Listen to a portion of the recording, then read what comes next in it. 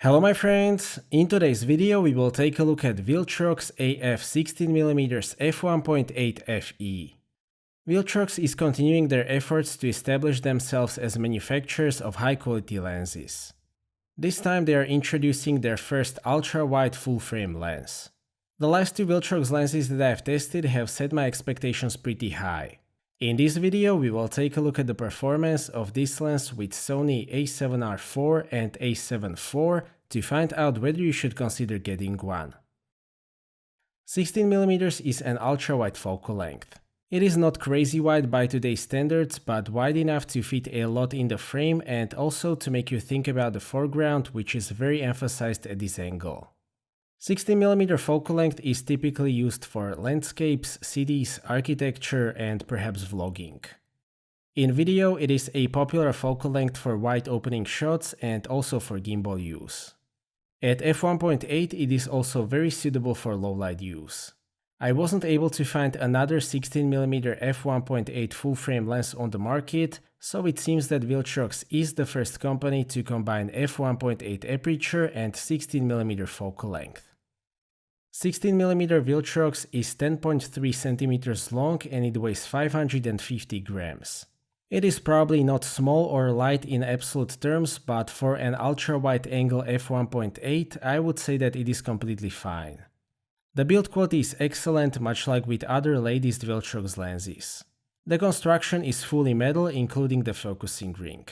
It is as solid as it gets, and I can definitely say that it feels like a premium product. It is weather sealed and there is a substantial orange weather sealing gasket around the mount. It uses 77mm filter thread. It is sufficiently oversized, so there shouldn't be any issues with vignetting. I've been testing it with Freewell K2 system and it worked with no issues. A lens hood is included in the box. It is partially metal and I would say that the quality of this lens hood is above average. The size of the lens hood is adequate, so no complaints. The control elements are very interesting. The focusing ring is sufficiently large. It uses focus-by-wire system, so it is completely smooth. The resistance is very well set. The focusing is linear, which is what I always prefer.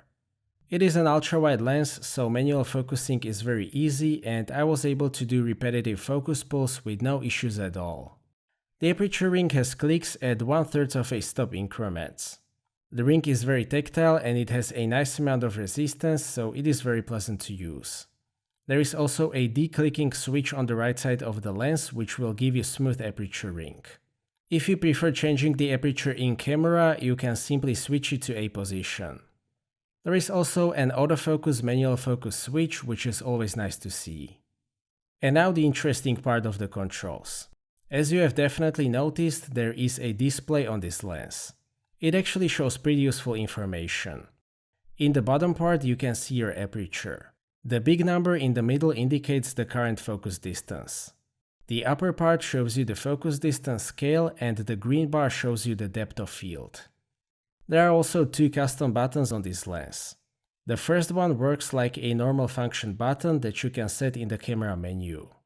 Function button 2 allows you to set two focus distances and switch between them by pressing the button. It is pretty easy to set up and it works very well. Overall, I like this display.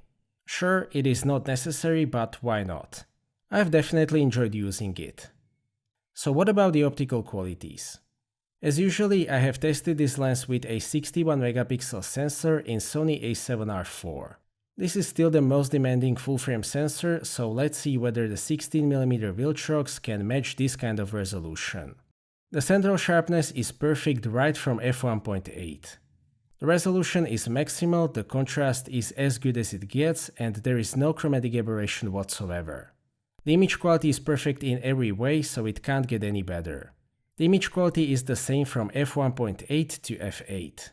As far as the center of the frame is concerned, you don't really have to think about the aperture. There is a bit of diffraction at f11, but it is still more than usable. I just recommend avoiding f16 and f22. The corner sharpness is again perfect right from f1.8. The resolution is again perfect, the contrast is very solid, but the corners are a little bit dark. The corners get brighter until f4. There is a bit of visible chromatic aberration, but it is not too bad. The sharpness still the same until f8. The diffraction at f11 is more visible in the corners, so I recommend using f8 if possible. The situation with the profile corrections is a bit unclear.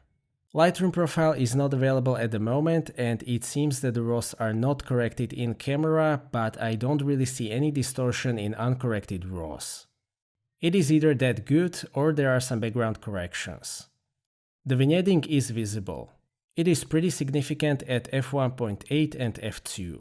It gets much better by f2.8, and at f4 it is pretty much gone. I have definitely seen much worse on ultra-wide lenses, but you might want to correct shots with wide open aperture. My outdoor testing results match the testing scene. I've been getting great resolution and excellent contrast in both stills and video.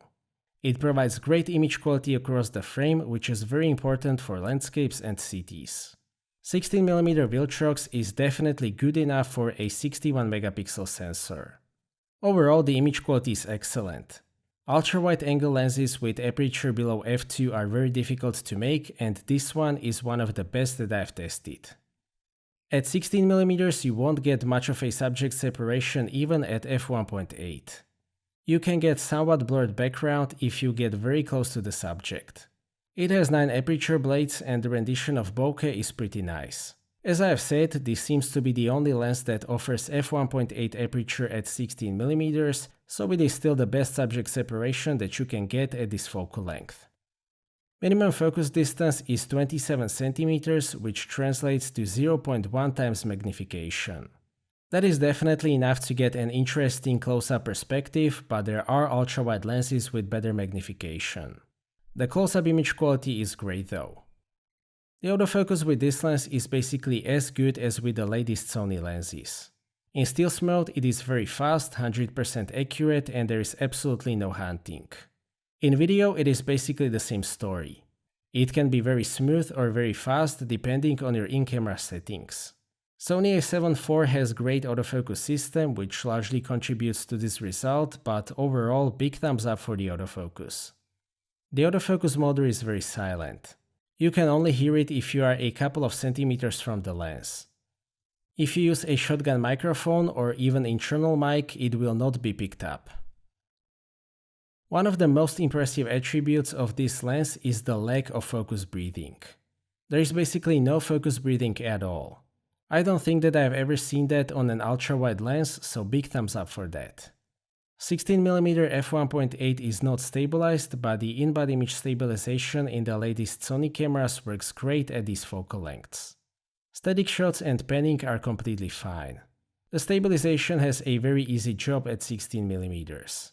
If you use the active mode in A7IV, you can even get pretty solid walking with 16mm lens.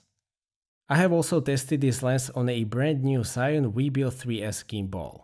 That combination works great. It is very easy to get that flying camera effect and immersive shots with this combination. To sum up, Viltrox AF 16mm f1.8 FE is an excellent ultra-wide lens with bright aperture. I can say that Viltrox is the first manufacturer that has managed to very successfully combine 16mm focal length and f1.8 aperture. The image quality is excellent. The central sharpness is always perfect. The image quality in the corners is also very good. The vignetting may require some corrections, but the distortion is almost miraculously low.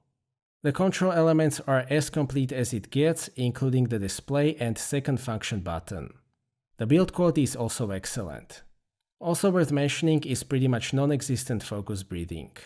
Last but not least, the price is very reasonable, so it offers a great value. There isn't really anything that I can complain about.